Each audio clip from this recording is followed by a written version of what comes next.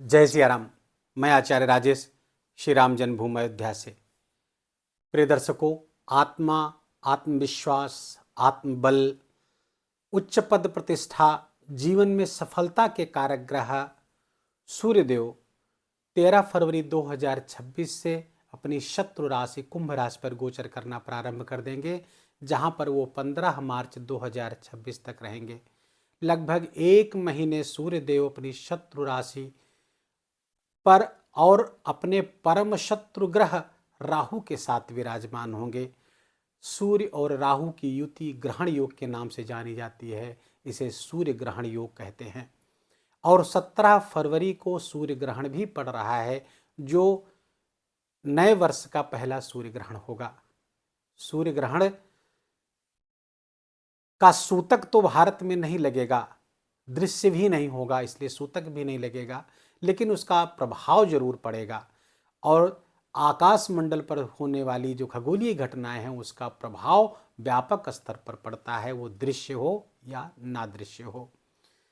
न केवल यहीं आपके मीन राशि के जातकों के द्वादश स्थान पर सूर्य और राहु का ये गोचर हो रहा है, बल्कि यहाँ पर 3 ग्रह और बुध, मंगल और शुक्र भी यहाँ पर गोचर करेंगे। तो आपकी राशि पर इस कालखंड में पंचग्रह योग भी बन रहा है। आपके द्वादश स्थान पर, मीन राशि के द्वादश स्थान पर पंचग्रह योग 17 फरवरी को पड़ने वाले सूर्य ग्रहण के दौरान आपके पंचमें चंद्रदेव भी यहीं पर रहने वाले हैं, इसलिए यहाँ पर षडग्रही योग बन जाएगा 17 फरवरी को।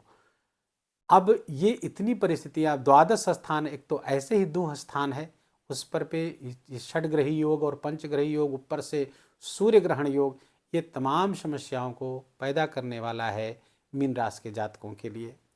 आप अचानक व्यय से बहुत परेशान हो जाएंगे। इसको क्रम से समझेंगे तो ज़्यादा बेहतर होगा। देखिए, सूर्य है सत्ता, गवर्नमेंट, राहु भय और भ्रम है, अहंकार है। सत्ता निरंकुश हो जाती है जब सूर्य और राहु इकट्ठा हो जाते हैं तो, और साथ में 23 फरवरी को मंगल भी यहाँ आ जाएंगे, अंगारक योग भी बन जाएगा। अब चूंकि आपके छठे स्थान के स्वामी हैं सूर्यदेव, द्वादश स्थान पर जाएंगे तो विपरीत राजयोग भी बनाएंगे, लेकिन उस विपरीत राजयोग का कोई खास प्रभाव आपको मिलने वाला नहीं है। और जब मिलेगा तब तक काफी देर हो चुकी रहेगी, तब तक काफी परेशानियां आ चुकी रही होंगी। अब जब सूर्य और राहु इकट्ठा होते हैं तो सत्ता निरंकुश होती है। ऐसे नीति और नियम बनने लगते हैं जिससे जनता में आक्रोश पैदा हो जाता है, असंतोष पैदा होता है, क्रांतियां जन्म लेने लगती हैं, सत्ता को अस्थिर करने का प्रयास होने लगता है। और आप देखेंगे इसी कालखंड के दौरान विश्व के कई देशों में सत्ता परिवर्तन हो सकता है, सत्ताएं सत्ताधीशों की छिन सकती हैं।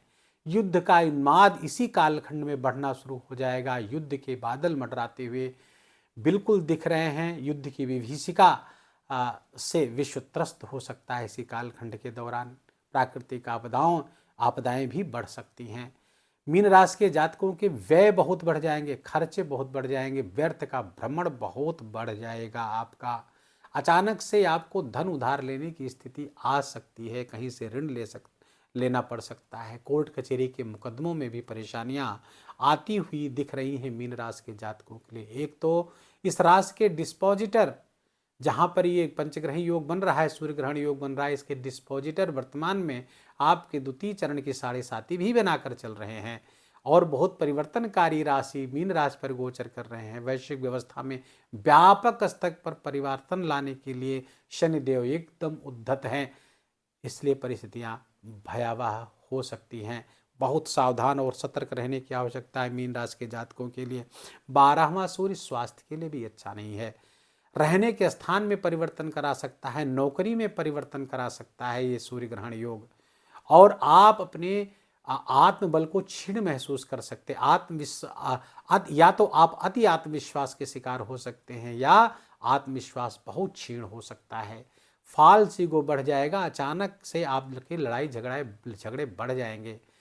आपके अहंकार के कारण छोटी मोटी बातों पर भी लड़ाइयाँ प्रारंभ हो जाएंगी, मतभेद प्रारंभ हो जाएंगे। बहुत सावधान रहने की आवश्यकता यहाँ पर रहेगी। आपको आपका स्वयं का स्वास्थ्य या आपके किसी परिजन के स्वास्थ्य के कारण आपको धन खर्च करना पड़ सकता है, हॉस्पिटल के चक्कर भी लगाने पड़ सकते हैं। शॉर्ट टर्म के निवेश से आपको बचना चाहिए, इसमें नुकसान ही होगा। अगर आपको निवेश करना ही है तो लॉन्ग टर्म की प्लानिंग करके और गुप्त रख करके अपनी योजनाएं किसी के साथ शेयर न करें इस कालखंड के दौरान, अन्यथा नुकसान आपका होना बिल्कुल तय हो जाएगा। बदलाव निश्चित है, बदलाव होकर के रहेगा। देव आपके राशि के स्वामी देवगुरु बृहस्पति की दृष्टि इस युति पर पड़ती हुई दिख रही इस ग्रहण योग पर, जिससे राहत तो मिलेगी, बचाव तो होगा, लेकिन पहले उलझने बहुत बढ़ाएंगे। परिवर्तन फिर भी होता हुआ दिख रहा है। आपके रहने के स्थान में परिवर्तन हो सकता है, नौकरी में परिवर्तन हो सकता है। खासकर ऐसे मीन राशि के जातक जो बाहर रह रहे हैं, विदेशों में रह रहे हैं, वो वहाँ के नियम कानून को मान करके चलें, अन्यथा नुकसान आपको हो सकता है। आपको वहाँ से आपके देश जबरन भेजा जा सकता है, आपकी वीज़ा पासपोर्ट आदि पर संकट आ सकता है, इसलिए बहुत सावधान रहने की आवश्यकता है। बदलाव का समय है, बदलाव के लिए तैयार रहें, अहंकार से बचिए, लड़ाई झगड़े वाद विवाद से दूर रहिए, अति विनम्र बने रहें, अन्यथा नुकसान। और जितने ही चीज़ों से आप इसको छोड़ेंगे उतने आप अपने नुकसान बढ़ाते चले जाएंगे। उपाय क्या करें ऐसी स्थिति में? देखिए, इस कालखंड के दौरान लाभ की तो सोचिए मत, हो जाए तो ईश्वर कृपा। और अब आपको हानि से स्वयं को बचाना है तो अपव्यय से बचें, बहुत सोच समझ कर खर्च करें, जहाँ पर अति आवश्यक हो वहीं पर खर्च करें, धन को बचा कर रखें, क्योंकि आने वाले समय में मीन राशि के जातकों को धन की आवश्यकता पड़ने वाली है। उधार आदि अभी लेने से बचें, बहुत अवश्यंभावी हो तो बहुत कैलकुलेशन के साथ ही कोई निर्णय लीजिए। निवेश आदि से आपको बचना चाहिए।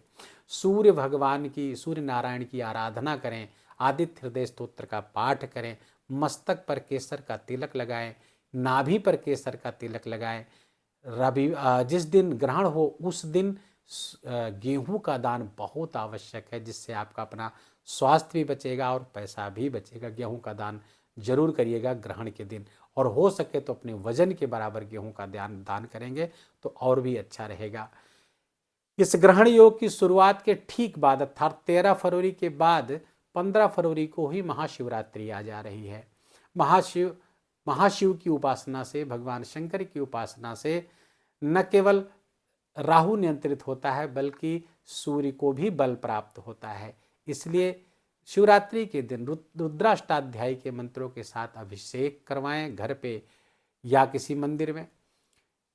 कर सके तो स्वयं करें, ना कुछ कर सके तो रुद्राष्टाध्यायी का पाठ करें या श्रवण करें। इस दिन व्रत रख करके खूब पंचाक्षरी मंत्र का जप करें, ओम नमः शिवाय का जप करें, महामृत्युंजय मंत्र का जप करें। इतने उपाय करने से आप ग्रहण से मिलने वाले दुष्प्रभावों को बहुत काफ़ी हद तक आप टाल पाएंगे। वीडियो को यहीं विराम देंगे। वीडियो अच्छा लगा हो, आपके काम का लगा हो, मेरा बोलना आपका सुनना दोनों सार्थक हुआ हो तो कृपा करके इस वीडियो को लाइक करिएगा, अपनों के साथ शेयर करके उनको भी इसका लाभ दीजिए। कमेंट में जा करके जय सिया राम लिखना बिल्कुल भी मत भूलिएगा। मेरा विशेष निवेदन, विशेष आग्रह आपसे, चैनल पर नए हैं तो इसको सब्सक्राइब कर लीजिए, बेल आइकन की घंटी दबा लीजिए। अपना बहुत बहुत ख्याल रखिए। जय जय सिया राम।